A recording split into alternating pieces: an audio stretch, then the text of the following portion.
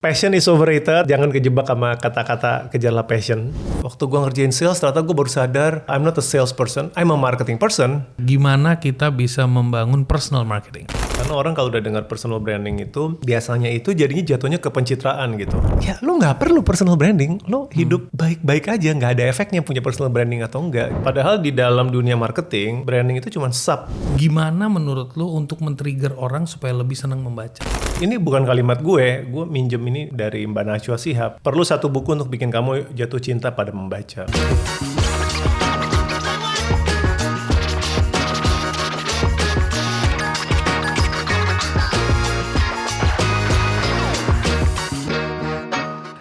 Hari ini gue kedatangan sosok yang gue kenal dia melalui bukunya, Filosofi Teras, Henry Manampiring. Orang ini menurut saya agak gokil karena kalau dilihat dari perjalanan singkatnya, lulusan akuntan tapi jagoan marketing. Tapi ujung-ujungnya meledaknya di stoicism. Nah ini sesuatu yang unik gitu. Welcome. Terima kasih Neil, happy to be here. Thank you. Gimana rasanya? Apa itu? Dari accounting tuh orang yang urusannya hitung-hitungan terus loh. Iya benar. And marketing is about creativity. Iya. It's dua jalur yang berbeda. Iya, itu mungkin banyak terjadi di banyak orang Indonesia kali ya. Kuliahnya salah gitu, salah jurusan. Jadi that's what happened to me gitu. Milih kuliah mungkin nggak terlalu dipikirin, nggak terlalu waktu itu belum ada. Zaman gue mungkin belum sophisticated kali ya, self assessment, kamu cocoknya bakatnya di mana gitu. Dan waktu itu pertimbangannya memang sangat pragmatis. Jadi karena gue anak terakhir di keluarga, jadi pressure-nya gue nggak pengen gue pengen cepet-cepet mandiri gitu. Jadi pilih apa ya kuliah yang katanya ensure job security gitu kan, atau gampang dapat kerjaan.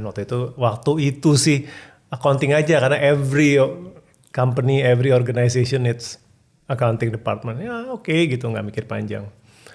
Dikelarin, lulus, nilainya baik, tapi pas realita kerja, buset, this is not me man. Like you said kan, This is not man, counting numbers. Iya. Ini kan kita sekarang lagi musim pajak kan, itu I give up man.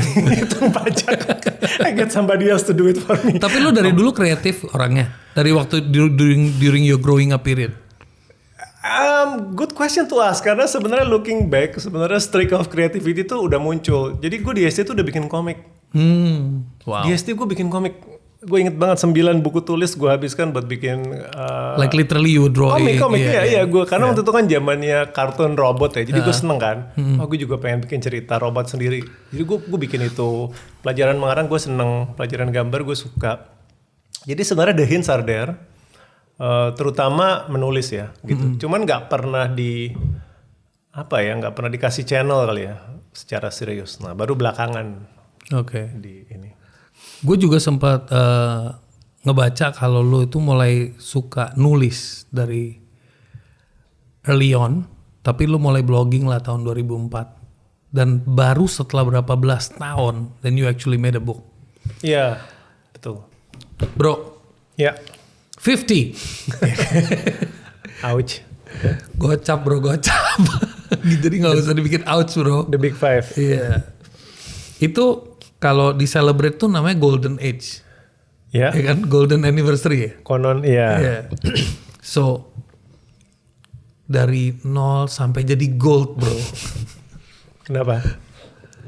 Apa yang lo rasakan dalam perjalanan hidup ini yang menurut lo perlu lo ceritain ke gue yang umurnya masih 20?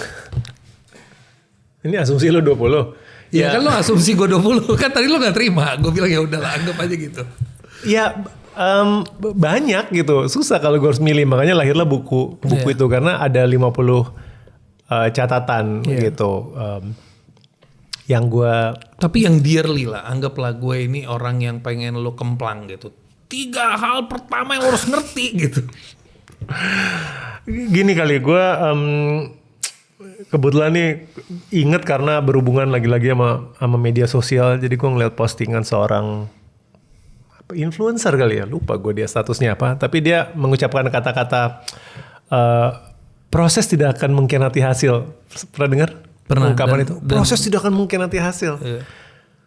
I beg to differ gitu. Dalam banyak hal proses akan dikhianati hasil, tenang aja. Iya. Gitu. Dan itu sesuatu, itu bahkan jadinya 2 bab bahkan di buku gue itu gue ngasih tahu, yaitu gue bicara faktor hoki, random itu is real, random event, faktor luck is real gitu. Yes. Dan lo nggak bisa attribute everything to proses. Kenyataan hidup itu orang yang udah prosesnya udah bagus, udah kerja keras, udah kerja jujur, pokoknya tick all the boxes udah bener, tetap aja gagal gitu. Ya. Dan sebaliknya lo ngeliat banyak orang yang melakukan hal-hal yang di luar etik itu. Iya, nggak check the boxes kok seemingly successful gitu. Jadi I'm sorry gitu. Waktu gue muda gue mungkin naif, gue mungkin percaya sama proses nggak akan mengkhianati hasil bro gitu. Dunia itu adil segala macam. Nggak, no gitu. Kenyataannya ada banyak hal eksternal yang lo nggak bisa kontrol dan itu bisa affect sukses atau gagal lo gitu. And it's okay gitu. Nggak usah despair. It's just life. Analogi yang gue lagi favorit gue personal tuh adalah hidup tuh kayak main kartu. Gue ada di buku itu juga gitu. Bahwa lo kan main kartu kan lo dibagiin kartunya kan lo nggak boleh milih dong. Iya benar. Nah itu kan faktor dari awal aja udah ada faktor luck. Iya. In our case kan your gender, your genes, your your race, whatever itu kayak udah di style. Udah dibagiin gitu. Nama aja bukan lo yang milih. Nama aja nggak lo pilih gitu kan. Ada yang ngatur gitu buat lo. Iya kan, negara lo bisa milih kan. Ya Tuhan kenapa aku WNI gitu kan. Jadi in life itu kartunya udah dikasih gitu. Satu-satunya yang lo bisa lakukan adalah play the cards. Gitu. With whatever you have. With whatever you have gitu. Cuman gue percaya semesta atau Tuhan itu adalah bandar yang jujur lah gitu. Bukan bandar kasino yang curang. Jadi dia bagiin kartunya bener, acak gitu. Dilihat permainan lo. Dan the game is not only once. Gitu. One game replace with another game. Nanti lo tiba-tiba dapat kartu-kartu lain. Menurut gue sih ada universe is looking at how you play, man. Iya benar. Makanya ada fase kalau kartu lo lagi nggak bagus, lo boleh nge-bluff. Iya kan? Bahkan tapi kartu jelek pun tidak selalu. Tidak guarantee lo pasti kalah. Iya betul. Itu dia maksudnya. Dan kartu bagus banyak yang bisa lose kalah. the game. Iya. Karena gitu. Kalah strategi kan, salah strategi aja. Kartunya bagus, strateginya salah. Ya kita lihat di sekeliling kita banyak orang-orang yang kita pikir privilege-nya keren, lahir udah di keluarga connected gitu kan. Kok pas udah gedenya berantakan. Waktu muda sukses jadi artis, pas lagi tuanya susah. Padahal kalau kita pikir kurang dikasih kartu apa lagi sama semesta. Tapi nggak dimainin dengan baik gitu. Iya benar. Dan itu semua, lu kan tadi ngomong, orang masih banyak nyangkut dengan satu belief bahwa proses tidak akan mengkhianati hasil. Kalau gue percayanya hasil tidak akan mengkhianati proses. Karena apapun hasilnya akan menciptakan proses, akan membentukmu dengan proses-proses baru. Hasilnya jelek bikin lo terproses menjadi makin jelek atau makin bagus. Ya bentar gue mikir lo. Ya oke. Oke, tapi agak mau cumin. Maksudnya hasilnya itu menentukan proses selanjutnya. Betul, proses selanjutnya. Proses selanjutnya ya. Itu yang tidak akan mengkhianati. Kalau proses bisa mengkhianati. Iya. Gitu. Secara grammar. Hasil tidak akan mengkhianati proses, biasanya gitu kan orang-orang yang itu tadi Mas Henry bilangnya proses tidak akan mengkhianati hasil tuh, jadi kayaknya salah quotingnya. Tapi orang suka nyebutnya proses tidak. Hasil tidak akan mengkhianati proses. Iya, berarti saya koreksi. Makasih penonton. Ralat sekarang. Jadi kalimat yang terkenal itu adalah hasil tidak akan mengkhianati proses. Itu gue nggak percaya ya. Iya. Gitu. Karena tetap akan terkhianati. Bukan pasti terkhianati. Iya tetap. Bukan. Gitu. Tapi tiap orang nggak bisa stick to that one belief gitu kan. Iya. Kita harus membuka diri kita. Apapun itu bisa terjadi. Ada orang yang bilang, saya bikin triliunan dari stok. Saya beli saham. Yang lain ngikut. Emang semuanya bakal bikin sama? Enggak kan? Benar kan? Sama. Semua mau bikin startup. Semua mau bikin perusahaan. Mark Zuckerberg sama Bill Gates DO. Nggak lulus kuliah. Toh jadi kaya. Berarti kuliah nggak penting. Iya, nah itu. Jadi apalagi. Sebel banget sama itu. Iya. Apalagi kalau ada pertanyaan. Are you going to be the next Google? Are you going to be semangat kayak gitu ya kan? Kalau gue ditanya kayak begitu, gue bilang no, I just want to be the next me, the better me, but I don't know what, gitu kan. Ini jadi ngutip pengalaman yang menyebalkan. Tapi anyway, jadi kalau gue datang ke lo bayangin muka gue agak imut 20 tahun gitu. Om Henry, 3 hal apa yang perlu saya pegang dari sekarang supaya saya nggak ada penyesalan atau mengurangi atau meminimalisasi penyesalan di umur 50 agar saya bisa menanamkan itu dalam daily habit saya dan proses pemikiran saya. Aduh, 3 ya. Ya udah yang tadi kan 1 udah. Gue bilang believe in random events gitu, believe bahwa hasil bisa mengkhianati proses. Bener kan gue nyebutnya sekarang? Iya. Believe bahwa hasil bisa mengkhianati proses. Yang kedua, passion is overrated. Jangan kejebak sama kata-kata kejarlah passion. Gue instead of passion, menurut gue, oke, lo tahu ikigai dong? Tahu. Ikigai, gue gimana nyebutnya? Ikigai is a nice concept on paper. Tapi kalau orang menurut gue naif mati-matian harus mengejar ikigai yang sempurna itu tuh nanti lo akan kecewa gitu. Bener. Karena dunia nggak akan ngasih lingkaran-lingkaran itu semuanya gitu. Bener. Some few people are so lucky to get them all, great. Yeah. Tapi menurut gue nggak bisa. Jadi gue kalau ditanya orang nasihat tentang passion tuh gue bahkan bilang forget about passion. Gue bahkan ngusulin buat yang lebih muda, lingkaran tuh cuma 2 yang lo perlu overlap. What you are good at sama does it make money. Udah itu aja dulu. Itu nasihat gue. What you're good at and does it make money. Udah, that's it. Itu buat yang 20s gue bilang. Boleh nggak lu lupain dulu passion gitu.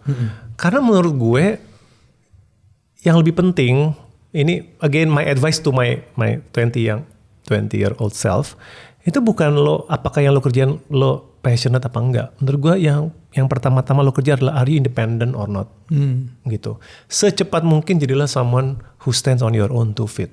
Definisi independen buat lo artinya? Lo nggak bergantung sama orang tua, lo bisa cari makan sendiri, punya tempat tinggal sendiri. Basically lo udah nggak depend on other. Oke. Gitu. Lo nggak nyusahin orang tua lah. Lo udah justru lo don't become a burden tapi you become a even better. Ya, itu kan yang basicnya lo nggak nyusahin. Yang kedua bagus-bagus lo bisa ngirim orang tua lo umroh gitu kan, atau lo bisa menafkahi anak istri kalau lo mau membentuk keluarga. Tapi itu next levelnya tuh. Tapi lo udah nggak nyusahin aja lo udah hebat. Nah itu nasihat gue gitu. Yang lo kejar tuh itu bukan passion gitu. Dan itu bisa lo achieve dengan lo tahu what you are good at gitu. Sama lo melakukan itu untuk generate money. Some people are lucky. What they are good at adalah kebetulan their passion juga. Ya udah, it's their luck. Tapi for some people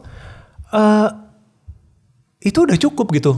Ya lo jadi accounting misalkan, kerjaannya nggak glam. Lo mungkin punya passion lain jadi penulis. Tapi lo you are a good accountant gitu, and it makes you money. Excellent already. Gue bilang hidup lo udah hebat daripada orang yang kekeh ngotot mau melakukan passion tapi you know what, gue masih tinggal sama orang tua, masih pada umur harusnya udah umur produktif gitu. Demi mengejar passion. Gue merasa lebih honorable orang yang independen walaupun ngerjain halnya nggak passionnya. Jadi definisi yang tadi lu ngomong itu supaya orang nggak kejebak. Dia bilang tapi kalau pertanyaannya, tapi om, ini ceritanya anak umur 20 lagi nanya gitu kan. Om, kalau Ay suruh ngerjain hal-hal yang Ay nggak suka, gimana Ay bisa perform? Makanya kan gue bilang qualificationnya something that you are good at. Something that you are good at gitu. Jadi objectively walaupun lo nggak enjoy banget, passion gue di musik gitu misalkan. Tapi gue jago jadi dokter. Tapi gue jago ngitung laporan keuangan. Tapi gue jago ngerjain teks misalkan. Udah cukup kan? You are good at kok. Iya. Gitu. Tinggal lo lihat itu make money nggak?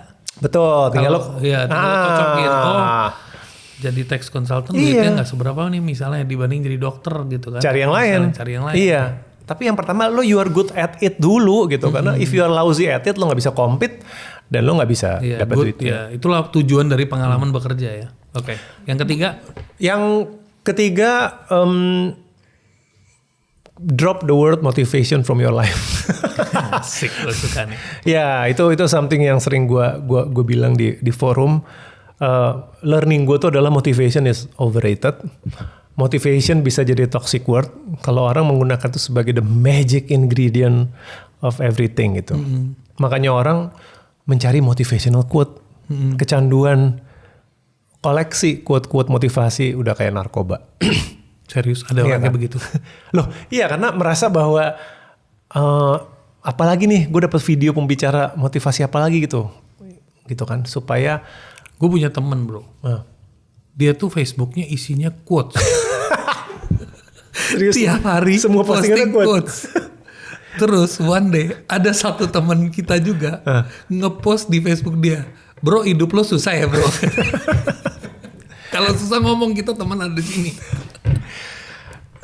Gue nggak menyalahkan banyak orang kayak gitu karena gue rasa karena ada belief bahwa motivasi mendahului aksi gitu kan. Motivation should precede action. Dan banyak orang nggak question that old wisdom gitu.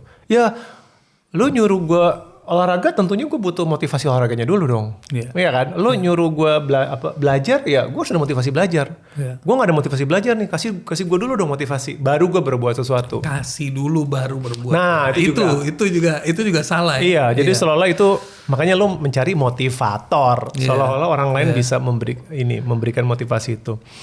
Padahal enggak. Kalau menurut gue jangan tunggu motivasi gitu. Menurut gue if you know it's right, lo bisa nggak walaupun lo lagi males, just do it dulu. Karena kadang-kadang aksi menciptakan motivasinya sendiri. You get what I mean? Yes. Ya. Misalkan gue kebiasaan lari pagi, gitu kan. Orang selalu mikir gue harus ada motivasi untuk lari pagi, baru gue bergerak lari pagi. Iya. Nggak harus satu arah. Iya. Lo lagi males lo males banget sumpah gitu kan. Cuaca nggak enak gitu, semalam mungkin lembur gitu kan. Semua sel dalam tubuh lo bilang jangan lari. Tapi otak lo yang waras dan rasional tuh bilang, tapi ini jadwal lari dan lo nggak lagi sakit kan, gitu. Maka larilah dengan malas. Tapi lo lari, nggak apa-apa. Larilah dengan malas dan mengomel. Karena seringkali, dan ini pengalaman gue sendiri, sesudah lo lari dengan malas itu, setelah 5-10 menit, motivasinya nyusul belakangan. Iya. Jadi gue ternyata akhirnya gue lari juga ya. Itu ada small winning kan? Iya. That small wins. Iya, Atomic Habit bilang itu kan. Itu buku yang gue rekomen juga. Gitu. Jadi bebaskan dirimu dari tirani motivasi. Itu mungkin nasihatku buat anak 20-an. It's not that important. Who is your siapa yang lo idolakan dari sisi penulis mungkin, dari sisi leaders mungkin? Aduh pertanyaan ini susah. Kalau penulis mah gampang ya. Penulis tuh gampang. Gue punya role model. Gue selalu bilang kalau non fiksi itu gue suka Malcolm Gladwell. Kalau tahu The Tipping Point, Blink itu menurut gue patron gue ke dia karena dia bisa bikin topik science apa topik psikologi itu dibacanya seru seperti membaca novel. Menurut gue itu magicnya Malcolm Gladwell. Kalau tokoh non penulis, mungkin karena gue belum lama ini baru baca biografinya, itu gue suka banget sama Arnold Schwarzenegger. Selain gue grew up with his movies gitu ya, iya kan kita semua grew up dengan 80s and 90s action hero, tetapi gue suka banget tuh sama statement dia ketika dia udah tua dan di biografinya dia tulis yaitu dia bilang don't call me a self-made man. Jadi Arnold Schwarzenegger itu kan suka dijadikan epitome of self-made man karena dia imigran kan. Bayangin dia miskin dari Austria, datang ke sebuah negara baru dengan Inggris belepotan aksennya, terus dia bisa break into Hollywood gitu kan. Hollywood dia taklukkan, dia bisa jadi gubernur, masuk politik gitu kan. Jadi orang bilang dia self-made man, orang yang mampu mensukseskan dirinya sendiri. Dan dia yang paling galak tuh bilang, jangan panggil gue itu. Dan gue seneng banget. Gue bisa berhasil. Waktu gue datang ke Amerika, ada si ini yang bantuin gue. Gue bisa masuk Hollywood, ada orang ini yang bantuin gue. Gue bisa masuk politik, gue dibantu sama yang gini. Gue bukan self-made man. I was standing above so many other people support gitu. And I think it's a very humble thing. Very humble. Very humble thing gitu. Jadi karena never take credit. Tapi there is no self-made man in this world. Karena semua pasti dibantu. Gak ada. Gue jadi penulis. Buku gue laku. Emang karena gue penulisnya? Enggak gitu. Banyak faktor yang di luar gue. Jadi gue harap humility itu stays with me juga. Jangan lupa daratan gitu, bahwa you know what, mungkin dari apa yang berhasil itu cuman sebagian kecil yang dari elunya sendiri. The rest datang dari yang lain. Dua buku ini ilustrasi lo yang gambar sendiri, lo yang nulis. Tapi dari buku ini gue kok kayaknya ngelihat gambar naskah sama batu nisan ini agak agak gimana gitu ya. Ini sambil gue bacain dulu nih. Nak, berhenti meratapi mengapa aku harus pergi pagi, pulang malam. Aku harus kerja cari nafkah untuk nanti membayar psikiatermu karena aku tidak pernah di rumah. Nak, berhenti keheranan. Mengapa aku harus teleponan? Aku harus kerja cari nafkah untuk nanti membayar pengacara cerai karena pernikahanku berai. Wow. Shit. Nak, berhenti tafakur. Mengapa aku sering lembur? Aku harus kerja cari nafkah untuk membeli sepetak tanah di pekuburan mewah. Karena aku akan mati kelelahan sebelum usia 48. Gue 48 bro. Kenapa gue baca begini? Woi. Tapi kan lo kerjanya nggak sampai lembur. Gue harap. Wah. Ya itu sajak nafkah. Wah. Luar biasa. Ngerti kan? Ya. Gak usah gue bahas. Ambil bukunya. Bukan ambil, maksudnya beli bukunya.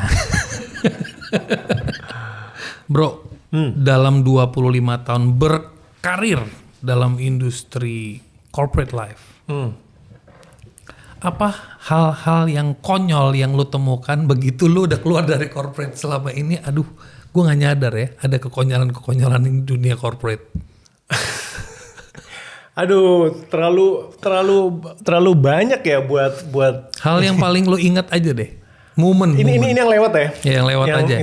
Itu banget menginspirasi satu sajak gue tuh di Sajaksel. Jadi gue inget waktu awal karir gue, periode company planning. Nah, gue gak tau lo familiar banget sama ritual itu. Jadi setiap tahun tuh pasti setiap perusahaan tuh kira-kira di quarter 3 atau quarter 4 itu udah harus bikin planning kan. Betul, untuk next year-nya. Buat next year. Kadang-kadang beyond next year, man. Jadi gue waktu itu di kantor gue itu disuruh bikin plan 10 tahun. Oke. Like who knows gitu what's gonna happen in 10 years. Ngerti gak sih lo? Dan gue inget gue sebagai kacung kupret gitu, gue baru pulang dari kantor tuh jam 4 pagi. Gue inget banget. Gara-gara semalaman itu gue sama bos gue tuh exercise lah berbagai exchange rate. Kalau exchange rate kan perusahaan asing ya. Iya benar. Kalau exchange rate berubah gitu, dampaknya ke cost, profit, apa segala macam, utlak sampai berapa puluh skenario. Waduh, menurut gue tuh udah itu gak masuk assumption akal base sih. semua ya. Iya, semua tuh mengarang bebas. Semuanya itu playing crystal ball. Semuanya jadi nggak tidur. For what gitu. Dan akhirnya tuh jadi praktek asal bapak senang. Oh iya benar. You know, in the end lu kirim ke atasan. Nanti bosnya bilang, kurang nih profitnya, coba dimainin. You tinker around the variable hanya untuk meet ekspektasi, bukan lagi reflecting what you think is gonna happen in the future. Itu kan gila namanya. Jadi itu self deluding exercise. Okay. Ya, itu tuh company planning menurut gue it's stupid. Beyond, menurut gue at best 1 year aja udah bagus, 3 years at most. Beyondnya who knows man. Ini planet kita udah mau ketiban meteor katanya, jadi who cares? There is a quote from George Carlin. Apa? Dia pernah bilang, I love him. You love him ya? Oh, he's super funny. I am one of his favorite ini sih penonton. Dia pernah cerita gitu. Dia lagi pulang dari kantor, terus dia nggak sengaja dia lagi di rumah lagi beres-beres. Dia cuma taruh tong sampah plastik, sampahnya di depan pintunya dulu. Terus dia masuk lagi dalam, sebenarnya tujuannya mau ngambil yang lain atau mau beresin. Tetangganya udah berteriak gitu. Save the planet katanya gitu. Oh gitu. Lo ini salah satu orang yang merusak planet. Terus dia gini, Balasannya. who cares? Dia bilang, gue sama lu bakal minggat dari planet ini. Tapi planetnya gak bakal minggat. Dia udah bisa survive dari segala macam meteor aja datang, aman katanya gitu. So you're right. Jadi kita kebanyakan kadang-kadang mikir hal-hal yang mungkin terlalu we take it too serious. Padahal gak terlalu perlu seserius itu. Gue suka buku yang lu bikin marketing hidup karena ini buku bener-bener menghidupkan sisi lainnya marketing dibawa ke dalam diri kita. Iya. Tapi yang gue penasaran, yang pengen gue tanya, yang pengen mungkin lu bisa ceritain, itu adalah sekarang nih eranya attention economy. Menurut gue ya pribadi, point of view gue. Pokoknya banyak orang nih sekarang nggak sengaja tuh anxiety-nya tuh naik karena tekanan. Lu kalau nggak terkenal nggak ada yang anggap lu. Lu kalau nggak punya personal branding lu nggak bisa jualan. Bahkan sekarang di kantor-kantor kalau mau apply job dicek sosial medianya. Dan sebagainya. Jadi itu semua aspek ada. Dan gimana ada nggak angle yang bisa lo share untuk personal branding? Karena ngefeknya ke menjual diri sebenarnya. Personal branding ya, aduh sering banget denger ini. Jadi gue kadang-kadang kalau diundang sama perusahaan gitu ya buat sharing gitu kan, kadang-kadang kan yang ngundang bilang, oh ya kami tertarik mengundang untuk topik personal branding gitu. Itu biasanya langsung gue koreksi di awal gitu. Biasanya gue bilang, maaf ya tapi saya nggak setuju sama konsep personal branding. Topik saya itu personal marketing. It's two different things. Two different things ya. Okay. Kalau Anda mencari personal branding, silakan membicara lain aja, nggak apa-apa. Tapi saya nggak akan membawakan topik personal branding gitu. So gue rephrase bahasanya. Gimana kita bisa membangun personal marketing? Actually it's okay. Mari kita ngomong personal branding dulu. Nggak apa-apa. Jadi the reason gue prefer personal marketing daripada personal branding, karena orang kalau udah dengar personal branding itu biasanya itu jadinya jatuhnya ke pencitraan gitu. Yeah. How should I present myself to the world? Kan branding. Yeah. Cara ngomong, baju gitu kan, apa gestur dan lain-lain gitu. Jadinya levelnya tuh superficial. Padahal di dalam dunia marketing, branding itu cuma sub bagian dari the whole marketing proses gitu. Kan ada produknya gitu, kan ada researchnya. Jadi gue lebih suka marketing sebenarnya. Nah, menjawab pertanyaan lo tentang attention economy, seperti dengan banyak hal dalam di dalam hidup, nggak ada yang namanya one thing fits all, gitu. Jadi gue nggak undermine bahwa personal branding itu bagus dan mungkin membawa banyak manfaat to some people, karena memang pekerjaannya seperti itu, membutuhkan gitu kan? Membutuhkan itu. Yeah. Kalau dia mau jadi content creator yang serius, I mean by all means gitu, silahkan kamu bangun personal branding dengan catatan, do you enjoy doing it atau enggak? Nah itu juga another thing. Banyak orang sebenarnya nggak enjoy, memaksakan diri, akhirnya kan kelihatan. Tapi buat banyak orang lain, ya lu nggak perlu personal branding, lu hidup baik-baik aja, nggak ada efeknya punya personal branding atau enggak gitu. Sebelum heboh ikut-ikutan bandwagon personal branding gitu kan, attention economy, ini help you advance in life atau enggak? You have to think critically gitu. Maybe the answer it's not, and that's great or that's fine gitu. Gitu sih. Okay, and what di dalam buku marketing hidup itu chapter yang paling menggelitik lu tuh yang mana? Atau yang topik yang mana yang menggelitik lu banget? Jadi lu bisa mengeluarkan rasa greget lu di situ. Sebenarnya menjelang akhir itu tuh mulai banyak kritikan gitu terhadap marketing beliefs. Gue bilang beliefs gitu yang tradisional, yang sebenarnya nggak tepat tapi masih dipercaya orang gitu. Atau misalkan gini deh, topik viral gitu kan, gitu. Itu gue termasuk gregetan sih. Mungkin di agensi suka dapat brief dari klien, tolong dong bikin materinya viral. Iya. Itu bikin materi yang viral. Itu gue sebel banget, sumpah. Iya, karena dia adalah Tuhannya algoritma. Itu satu. Terus yang kedua itu, pernah ngeliat gak sih materi-materi yang viral, the real viral thing? Itu majority tuh unbranded, something yang organik, makanya jadi viral. Betul. Yang brand itu selalu telat, gitu kan, baru riding on belakangan. Tapi most viral jarang kok gue lihat yang engineered oleh brand gitu. Adalah 1-2 kasus, tapi itu nggak pernah majority. Dan nggak bisa diduplicate. Susah diduplicate, susah direplicate. By the time lu pengen ikut-ikutan udah basi. Yang kedua, gue selalu mencurigai itu perintah viral tuh basically pelit aja gitu. Basically lo budgetnya terbatas, tapi lo pengen Ini gue suka Reach nih. sebanyak-banyak itu gue nggak suka gitu cara kayak gitu. Fundamentally maksudnya begitu Iya. ya. Lu cuma mau budget segini tapi efeknya maksimal. Iya, gitu. Jadi meminta sesuatu yang viral itu buat gue agak annoying gitu. Itu satu gitu ya. Terus apa lagi yang bikin gue suka gregetan itu? Maunya sekarang, maunya cepet, maunya apa gitu. Sekarang kan eranya gitu. Banyak proses mau dilewatin. Padahal kami di agensi dari dulu tuh punya ini kan prinsip segitiga itu, mungkin pernah dengar kali, pilih 2 dari 3 gitu. Iya. Cepat, bagus, murah. Nah, nggak bisa dapat tiga-tiganya. You can only pick 2 of 3 kan. Iya. Lo mau cepat dan bagus, ya mahal gitu Iya, kan. iya. Lo mau cepat dan murah, ya lo jangan harap quality gitu. Betul.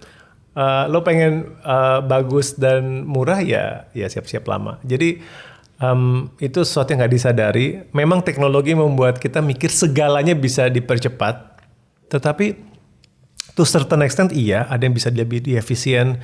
Kan sekarang ada AI yang bisa ngebantu gitu. Ada beberapa proses yang bisa di shorten, iya. Tapi sometimes great ideas itu take time sih. Untuk dipikirin, riset sama konsumen, untuk melahirkan suatu ide itu kadang-kadang nggak bisa diburu-buru. Gitu.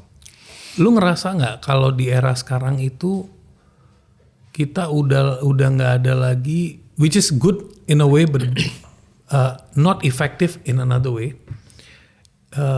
Kita udah nggak ada lagi yang namanya barrier. Dulu kan masih ada barrier, kalau mau ketemu orang tuh ada barriernya. Sekarang tuh udah bisa lebih gampang. Ketemu siapa aja bro. Kalau dulu masih ada we know the ethics. Makin kesini gue ngeliat ethics udah mulai, aturan you will break the rules. Rules are meant to be broken, but ethics are being shaken. Ini ya, etis ndasmu itu ya mungkin. Oh ini nggak boleh ya, nanti harus dihapus dari ini. Enggak. Gak apa-apa kan lu ngomongin ke gue ya, bukan ke Oh, iya. siapa ya. Iya, santai aja gitu. Terus. Dunia, tadi gue ngomong personal branding, larinya ke personal marketing. Gimana caranya kita itu bisa mengkomunikasikan gue itu ini, gue itu bisanya ini. Banyak orang itu sulit, jadi akhirnya sibuk pencitraan. The reason semua orang tuh sibuk pencitraan karena dia sendiri nggak confident dia tuh bisanya apa. Jadi dia hide di belakang mask yang dia ciptakan. Gimana dia bisa breakthrough itu? Dari seorang Henry yang udah punya experience dua-duanya nih. Experience bantuin corporate, ciptain solutions. But at the same time, you juga masuk ke dalam journey of critical thinking and more reflection ya. Sebenarnya kan itu udah common sense saja ya. Sebuah citra, sebuah image yang dibangun tidak di atas reality, tidak di atas substansi yang real, itu pada akhirnya tidak sustainable. Oke. Segampang itu. Dan itu gue menarik pengalaman dari marketing gitu. Ada advertising, which is branding gitu kan, dan building image, membangun citra itu kan advertising dan promotion dan segalanya. Tapi di balik itu kan akhirnya ada produk realnya kan. Mau bikin citra kayak apa kalau produknya nggak deliver, itu akhirnya akan ketahuan gitu. Misalkan sebuah bank atau sebuah airline, dunia service industry ya, bikin customer service kami nomor 1 misalkan gitu kan, pelayanan kami paling cepat gitu, airline kami paling on time gitu. Ya silakan mengklaim itu di iklan, tapi kan akhirnya nanti ketahuan produknya deliver atau enggak tuh akhirnya ketahuan gitu. Dan akhirnya sia-sialah segala iklan itu ketika akhirnya publik membandingkan real performance sama apa yang dicitrakan. Nah itu sama persis dengan personal marketing atau personal branding gitu. Kalau lo sibuk mengcopy citra orang lain, tapi tidak di backup oleh diri lo sendiri, buat apa gitu? Eventually ketahuan nggak konsisten gitu kan. Elunya juga capek by the way, ya kan? Kalau lo orangnya sebenarnya tidak, let's say lo orangnya introvert sebenarnya, lo misalkan nggak suka party, lo menderita kalau party banyak orang misalkan. Tapi lo ikut-ikutan gitu, kok kayaknya si Keo Elang itu seru gitu kalau selalu posting tentang konser dan party, gue mau ikut-ikutan. But itu bukan lu. Lu nya juga jangan capek kan akhirnya. Betul. Gitu, lo nya juga akan capek, lo nggak enjoy dan akhirnya akan kelihatan gitu. Jadi why gitu. Makanya kalau di marketing itu orang nggak buru-buru bikin iklan gitu. Orang itu kenal dulu produknya, tahu gue punya manfaat apa sih, gue punya benefit apa, kebutuhan apa yang bisa gue penuhi dari produk gue, baru mikirin pencitraannya nanti. Iya. Itu gitu. yang paling terakhir. Itu yang terakhir gitu. Barangnya jadi dulu nih. Kalau sekarang kebalik. Gue mau bikin iklan apa dulu, emang produknya udah ada, nggak tahu ya. Hajar dulu. Nah, begitu juga dengan personal branding gitu. You are the product. You understand your strength gitu. You don't have to become someone else gitu kan. Lu punya pro and con, lu punya strength and weakness sendiri. Kalau udah kenal itu, udah tahu lu mau ngapain, nah baru deh brandingnya menyusul. Lu pernah nggak di fase yang paling stressful like you felt? Lu pernah nggak di fase yang kayak gua ke drive tanpa sengaja ke drive ke area yang ini bukan gue? Pernah. Waktu gue harus menjalankan fungsi sales. Okay. Wah, pada saat itu gue menderita banget gitu. Looking back, menurut gue nggak pernah menyesali itu karena, nah ini dia. Even pengalaman yang gak menyenangkan pun dalam pekerjaan, itu you can draw something from it gitu. Itu gue percaya. Jadi gue rada was-was sama Gen Z yang kalau kerja itu gak nyaman dikit tuh menghindar gitu. Yeah. Jangan gitu. Kadang-kadang walaupun itu gak nyaman tapi ada lesson. Kayak gue waktu ngerjain sales, gue menderita iya, gak happy iya. Tapi I stretch myself. Dan gue jadi appreciate fungsi sales, you get it? Iya. Dulu karena gue akhirnya lu jadi tahu. Kan tuh gue jadi tahu. Iya. Dulu gue mungkin sibuk dengan, apaan sih orang sales, gue cuman kayaknya ngajak traktir makan-makan doang atau ini gitu kan. Sebenarnya kerjanya apa sih? Buset, when I'm actually doing it, damn gitu. Gue baru sadar, oke, gue respect sih sama orang-orang ini gitu. Dikejar target, ada stres dan lain sebagainya. Jadi itu, waktu gue ngerjain sales, ternyata gue baru sadar, I'm not a salesperson, I'm a marketing person. Nah itu orang juga publik masih banyak yang kecampur tuh marketing sama sales. Gue mau nanya nih sama itu tuh masih kan. kecampur ya. I'm a marketing person, I'm not a sales person gitu. Jadi waktu itu gue menderita sekali sih. Pertama gue nggak people person. Kedua gue nggak pinter basa-basi gitu kan. Jadi gue kalau harus sama prospek klien harus senyum terus aduh gue nggak bisa deh. I'm so sorry gitu kan. Gue nggak pinter diplomatis gitu. Gue a little bit impatient gitu. Jadi banyak requirement of a good salesperson tuh yang gue nggak punya, and it's okay gitu. Gue tahu itu bukan ranah gue. Tapi at least gue pernah nyicipin. Oh gitu. Dan gue still grateful sih for that experience. Bro, perbedaan marketing dan sales itu memang ini gue harus ngomong apa yang dari hati gue aja deh. Ini gue kasih tau di pemikiran dulu tuh you are in the age where I and you are in the same zone lah. Gue kelahiran 76. So not Really? much difference ya. Yeah. Sialan kok lo look younger sih? No. You look younger. You look much younger. Cuma gara-gara gue gak suka nih. gitu. Apa rahasianya? Sumpah gue pikir lo sudah 80-an nih. Beneran. No. Gue pikir lo 80 ke atas. No. I'm 76. Damn it. Dia kelihatan jauh lebih muda pada gue. Wah gue gak terima nih. Oke. So di zaman itu kerja tuh gue paling benci kata-kata nyeles. Zaman-zaman itu. Oh nyeles. Iya kan? Sales ya. Iya. Sales itu apalagi Bombay bro, bawa tas sampel pergi toko-toko tekstil ya kan. It's the most low. Jadi gini, itu job yang bawa darahnya perusahaan itu, pumping the blood tuh. Iya dong. Iya kan, cash flow nih bro, gitu dari sini. Bener. Tapi ini adalah orang yang paling gak dianggap. Kayak Maksudnya? job level kan beda. Lo kalau jadi accountant kelas. Tapi sales di era itu. Di era itu. Iya, era itu maksudnya ya. beda sama sekarang ya. Sekarang Betul. awareness-nya lebih ke, sekarang ada term-term baru. You are a closer, high ticket closer. Bahasanya udah macam-macam bro. Zaman dulu udah jangan kebanyakan jargon sales ya. Sales udah iya, gitu iya, kan. benar. Lu pas bilang banyak orang tuh masih susah ngebedain marketing dan sales. What is the big difference? Oke, ini gue coba dalam bahasa sederhana mungkin. Tetapi ini juga bukan ciptaan gue, definisi ini. Gue nulis buku marketing hidup kan tentunya mengacu ke academic reference juga dong. Jadi harus bertanggung jawab. Jadi dua fungsi yang sangat berbeda. Gampangnya itu gini, marketing itu gue definisikan adalah whatever you do to increase the likelihood. The likelihood aja nih ya. Probability bahwa seseorang akan milih brand atau produk lo. Stop, full stop. Lo lihat tidak ada transaksi di situ, nggak ada kata-kata transaksi, hanya increase likelihood. Kenapa? Karena nanti orang sesudah dia makin mungkin membeli atau memilih brand lo, dia dijemputlah sama sales function. Sales function itu nanti mengconvert dengan berbagai tools yang mereka punya supaya lo jadinya transact, supaya lo jadinya purchase atau sales. Tapi dua ini harus dipisahkan karena butuh skill set yang berbeda. Dan ini, kalau pakai contoh real life yang gue paling gampang, marketing itu datingnya, ngedate-nya, gitu. Fungsi sales itu ngajak nikahnya. Itu different things kan. Lo nggak bisa ngajak orang asing langsung nikah gitu kan. Itu basically lo pengen langsung sales, beli gue, nggak ada proses marketing gitu.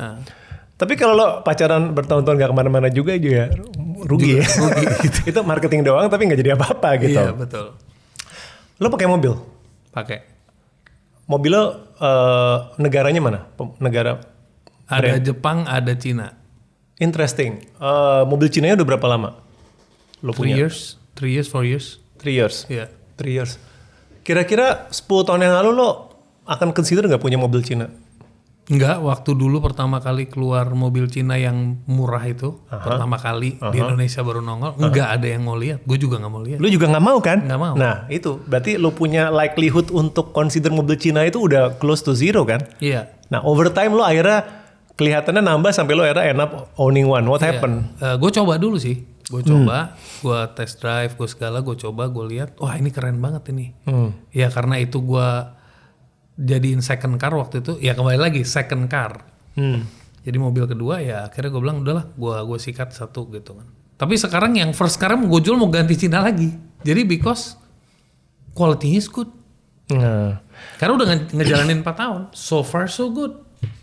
Nah lihat ya dalam banyak produk gitu ya, misalkan mobil gitu kan, banyak orang itu yang nggak mau consider mobil Cina gitu, ya kan? Nah itu tuh tugas marketing sebenarnya untuk mengubah persepsi dia gitu melalui berbagai macam tools gitu. Tentunya ada experience, ada beriklan, ada test drive, ada KOL gitu. Tapi itu belum jadi sales tuh. Nanti kunciannya nanti tuh di dealer. By the way gue masih belum mau mobil Cina. Gue baru melakukan step berani mobil Korea aja gue udah hebat loh. Gila gue berani nyoba di luar Jepang itu gue udah self upload gitu. Karena ya gue begitu gitu, gue masih nggak percaya. Jadi gue perlu kena marketing yang kuat, yang cukup dulu untuk ngerubah perspektif. Belum beli dulu nih, tapi minimal ya udah deh gue mau consider mobil Cina gitu. Nah itu considering bedanya. Tuh bahasa Indonesianya apa ya? Ya udah gitu deh nanti dipasangin subtitle.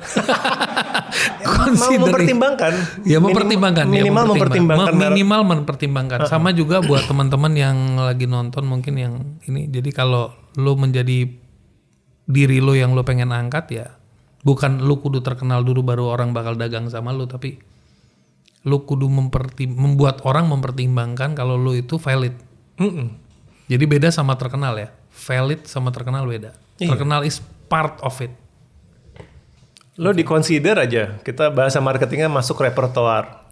Kayak, misalkan gue bilang sama lo, HP lo, gue liat lo punya 2 HP kan. Misalkan let's say dua-duanya tiba-tiba rusak hari ini, atau dua-duanya tiba-tiba hilang. Merek-merek apa aja yang lo consider? Akan lo pakai? Gue udah di fase sekarang. Gue itu udah Sunil yang beda. Kalau dulu tuh gue semuanya ada ininya. Mobil harus Jepang, handphone harus merek ini, laptop harus ini. Sekarang gue udah di fase as long as it serves the purpose. Yakin? Yakin. Lo yakin ada merek yang super nggak terkenal lo mau beli? Iya. Yang lo tadi lihat itu adalah HP yang gue pakai. Justru HP yang terlama gue pakai. Yang tadi gue taruh. Dan jadi gue sekarang udah beda. Kalau di rumah, kalau anak-anak maunya yang misalnya the latest one, this one, that one. Tapi karena kita ngelihat sisinya fungsi. Jadi beda lagi nih. Kalau udah larinya ke fungsi, kita ngomongnya fungsi dan reliability. Berarti brand ini dikenal sebagai apa nih? Cakepnya, reliability-nya, kameranya keren. Gue lebih ke situ sekarang sih. Jadi kalau ada brand ini tahan banting, fungsinya mantap, ya udah. Ada nggak brand yang lo anggap nggak reliable? Atau lo pertanyakan reliability-nya ada nggak? Banyak. Nah, lo masih mau beli juga? Enggak, kalau yang gue pertanyakan gue enggak. Makanya gue bilang tadi gue main di fungsi, tapi gue udah tidak kemakan sama image. Ya. Kan ada orang beli gini, gue beli satu merek tertentu, kalau gue taruh di meja gue bangga, gue pakai ini. Buah-buahan pasti kan? Iya kan? Nah, gitu kan. Oranye gitu kan. Oranye lagi, orange, grape gitu kan. Tapi gue suka alpukat sih. Nah, tapi itu kan dia bisa menciptakan perspektif. Yeah. Itu yang gue suka. Jadi dia bisa menciptakan perspektif itu. Itu juga part of marketing, right? Memang that is marketing, bukan that is part of marketing, that is marketing. Iya dong, gitu. Itu gue baca buku, bro. Guy Kawasaki, Selling the Dream. Jadi ceritanya buku itu simple sih. Jadi sebelum merek buah itu jadi terkenal banget, itu strateginya dia dapat ilhamnya itu pergi ke gereja, bro. Dia ngebayangin si pendeta, dia lagi jadi penonton, dia lagi lihat si pendetanya lagi khotbah. Dia bilang Tuhan Yesusnya nggak ada di saat dia lagi di situ, tapi dia bilang kok bisa umatnya mempercayai Tuhan Yesus itu juru penyelamat.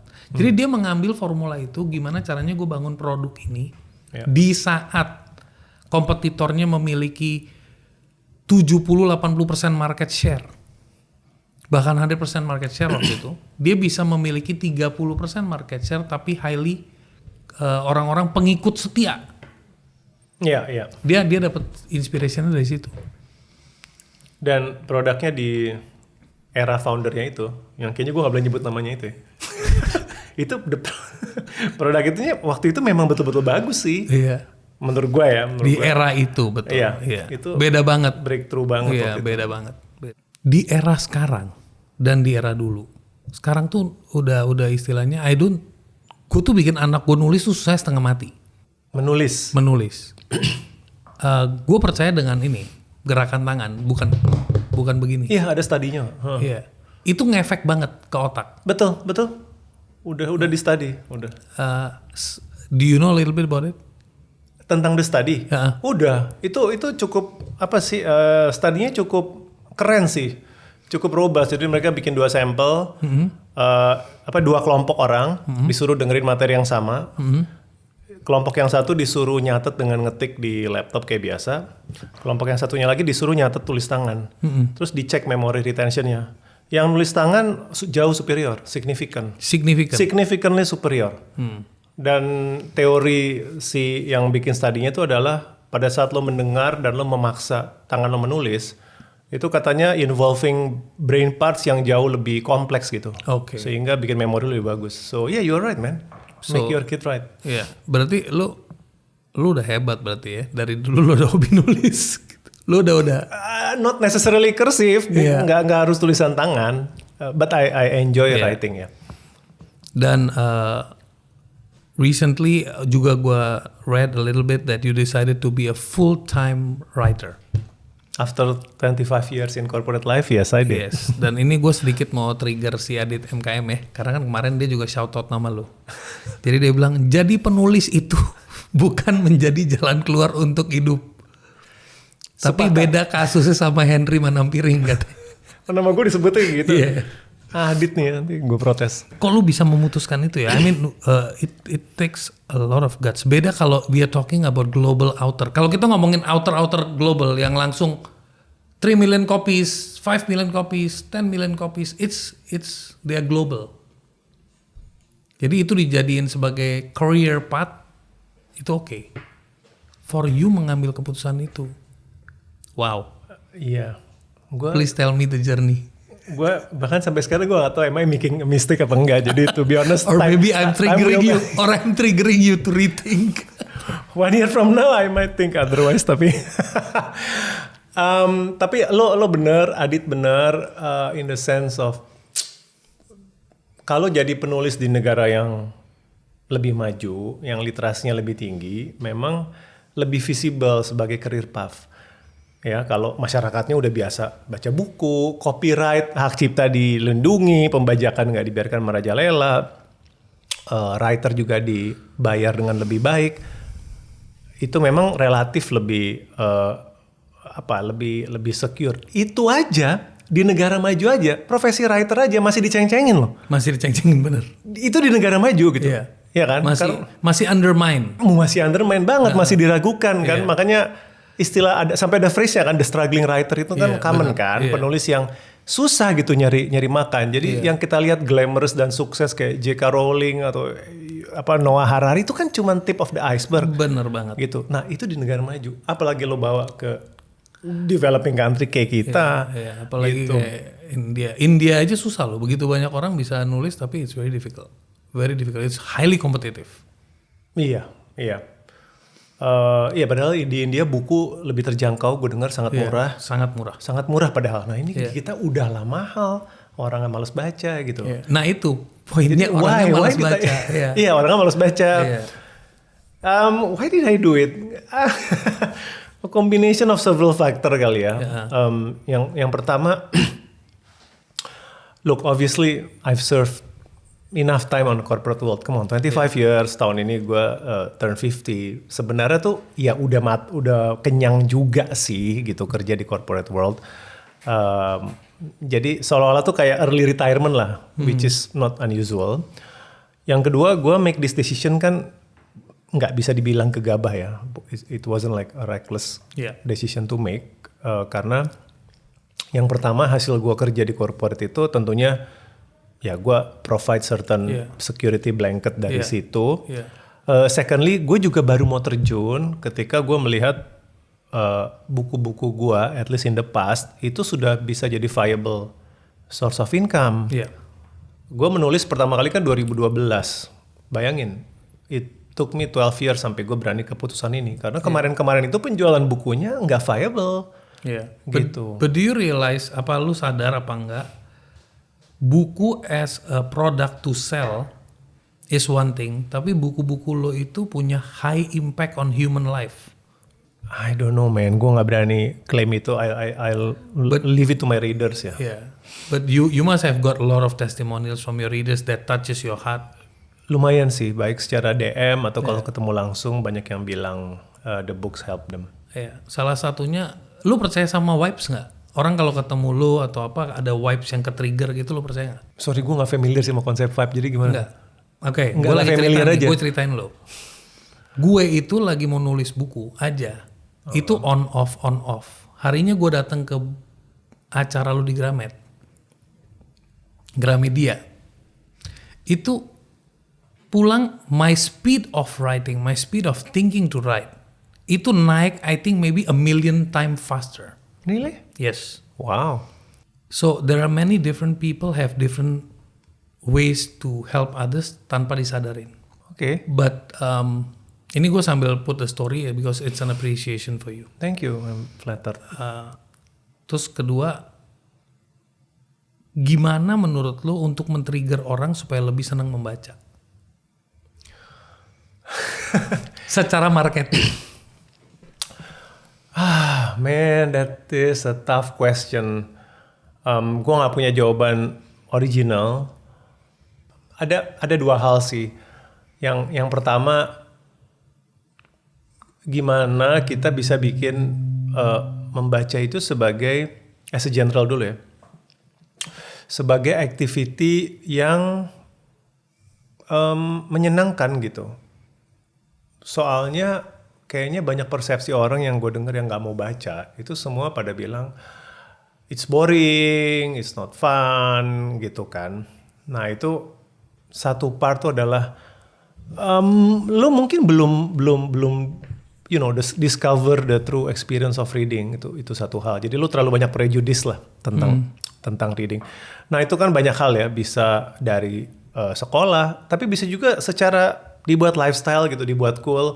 Gue inget beberapa tahun yang lalu di Instagram tuh ada akun kalau nggak salah ya namanya itu Hot Man Reading Books apa. Jadi tuh cuman foto-foto orang candid, cowok cakep di luar negeri tapi ya. Cowok cakep baca buku di tempat umum itu difoto diposting gitu.